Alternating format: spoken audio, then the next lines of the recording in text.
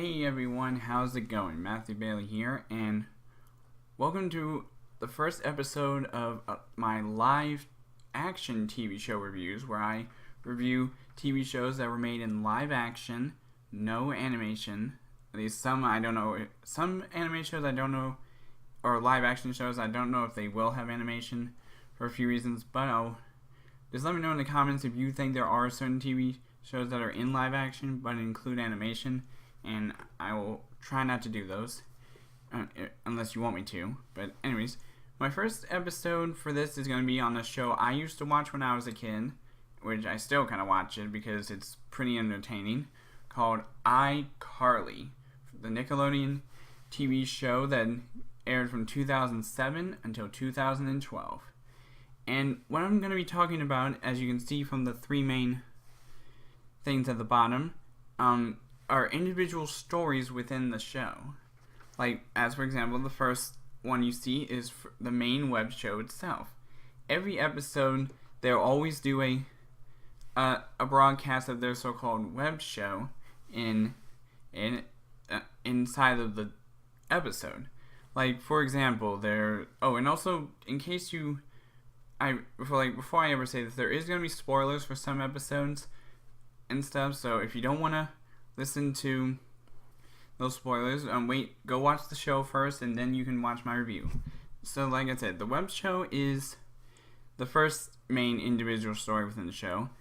Mainly, what happens is in each episode of the whole season of 6 seasons in a row, they'll always do an episode of their web show, broadcast. And the main stars of the web show mostly include the three main ones, Carly, Sam, and Freddie, played by Miranda Cosgrove, Nathan Kress, and Jeanette McCurdy. Sometimes the brother Spencer, played by Jerry Traynor, will show up, and sometimes even Noah Munkus Gibby will show up. And they always do a lot of different things. Like on the second ever episode of iCarly in season 1, I Want More Viewers, which was the name of it. They do crazy things on their web show. Like, for example, in that episode, they did a segment on their show called Messin' with Lubert. And Lubert, if you don't know, is the doorman who stays down in the lobby of their apartment building. And boy, is he a mad and crazy guy. I mean, he was, and there's even an episode in, I believe it was season 3, where the iCarly kids found out that he used to be very happy in his life because of this certain woman that he was dating. And when they tried to find her, they hoped he would be a lot more happy and more nicer to them.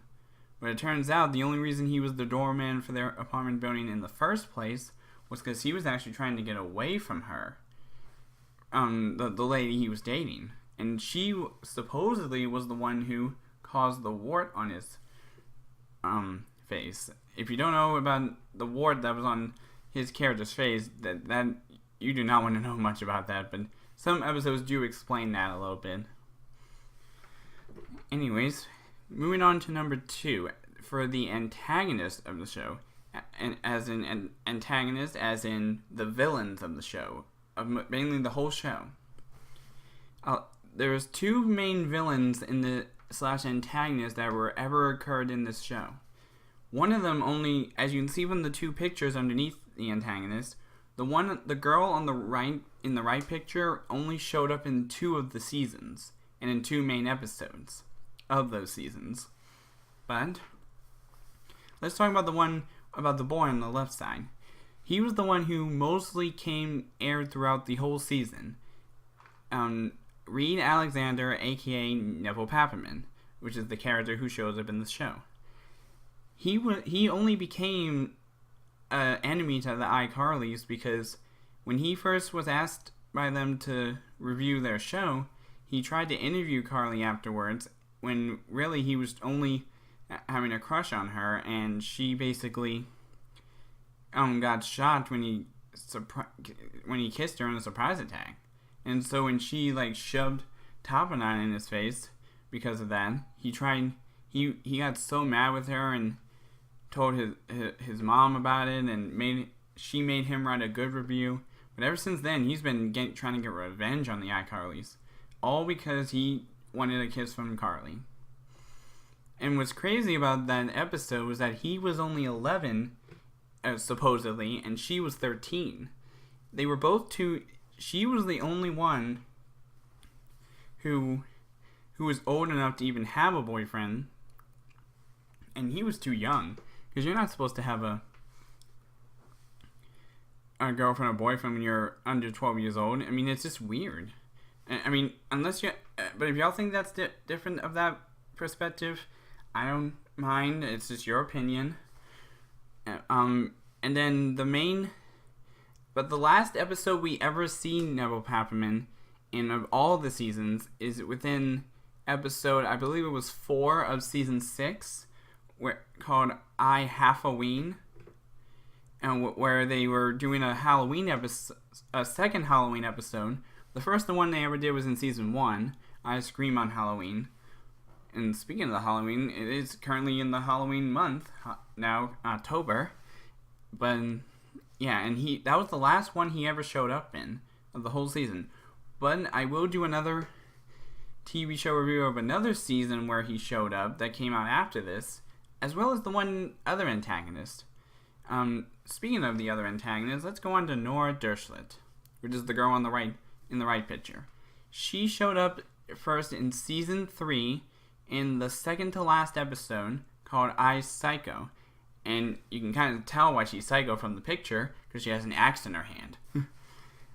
And she was only psychotic because ever since the iCarly kids came to her house, because they were going to WebCon that day, they were just trying to help her and make her happy and make her have friends come to her birthday party. But ever since the party ended, they thought they were gonna go home. They were looking for their suitcases. She says she put them in the basement, but when they went down there, she trapped them in her father's recording studio down there, and it kept them there for many hours. And it was pretty insane that she would do that. Like, that's a super psychotic thing to do, is trap the internet stars in your basement just to make them be your friends.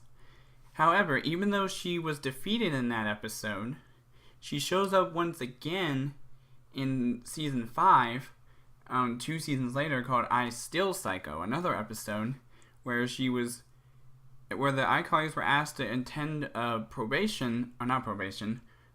hearing for her on whether she should be kept in prison or released.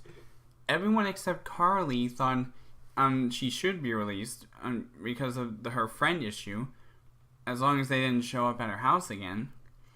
And then not only was Nora there, but her parents were. And the parents kind of convinced Carly that she should be released. However, right after her handcuffs came off, her and her parents thought this out well. They planned another kidnapping attempt to make them stay in her house. And the person who came to save the day instead of Gibby, because he showed up at the end of the first I Psycho episode to save them, but he was trapped with them. So who could have saved them? Why, none other than Freddie's mom, Marissa Benson, and her new roommate Tebow, who was another character on the show. He was trying to rent a room in the Benson's apartment because he got kicked out of his apartment in his smoothie shop. So, but he was pretending to be all like gentleman, but when she caught him as he truly is, she was gonna kick him out until Freddie realized while they were still being kidnapped that she installed a chip in his brain, which actually was mentioned in a 1-hour premiere episode called I Go to Japan in season 2. Ever since that day, he when he realized that he still had that chip in his head, and that if it stops working, it alerts his mom, and she came and saved the day. And the one thing that's mentioned in that episode that was first mentioned in season 1 was she used the term Fenton Benson, which was mentioned in another episode in season 1 called I Fence. And she used her skills to sword fight the Dershowitz, and ever since then they were sent back to prison. Or at least Nora was, but her parents were just sent to prison. And she was gonna spend 5 years in prison. However, 2 years after she was really put in prison for a second time, there was an event in another show that I'll talk about later, if I need to. Actually, I'll just mention it now. She also appeared in an episode in the show Sam and Cat, which was a sequel series to iCarly, but also a sequel series to another TV show called Victorious. Because the two main characters in that show were Sam Puckett from iCarly and Cat Banks from Victorious. And the episode in Sam and Cat where Nora Dershowitz showed up in was where she escaped from her cell in prison 2 years after she got put back in it, trying to get revenge on the iCarlys. The only one she could really get revenge on at the time was Sam, because she was the only one around. Especially because when we move on to number 3, the conclusion for the last ever episode of iCarly was called I Goodbye. She basically, and when I say she, I mean Carly, was hoping to go to a father-daughter dance at an Air Force base near her with her father, but because he said he couldn't come, because she supposedly reached the daughter age limit to go to this so-called dance. So she tried to get her father to come to do it with her, since this would have been her last time. But she was getting upset that she couldn't do it, that he couldn't come. Even her brother Spencer tried to take her, but then he got sick. And then out of nowhere, her father surprised her by showing up. And then she wanted to spend more time with him, and he said he had to leave afterwards. And so she went to live with her dad in Italy. So that's why she doesn't show up in the episode of Sam and Cat where Nora Dershowitz comes back. However, Gibby does. Gibby and Sam were the only two iCarly characters who came back in that Sam and Cat episode. Spencer, well, technically, I was going to say Spencer didn't show up, but he actually did. However, he wasn't playing his Spencer character. The guy who plays Spencer, Jerry Traynor, showed up in that episode of Sam and Cat, but as a totally different character from another show that was created by Dan Snyder called Drake and Josh. I mean, we all know Drake and Josh. Two brothers who really don't get along, and sorry, there was something in my eye. But yeah, he played a crazy Steve character on Drake and Josh in their so-called movie theater. And apparently he must have been so crazy that he got put in a mental institution, or a mental hospital. Because when Sam and Cat first walked by him, he's doing that whole thing with the shoes that he once did in the Drake and Josh show. But he had this weird thing on his face. But I could tell it was Jerry Traynor's voice because he almost sounded like the Spencer character.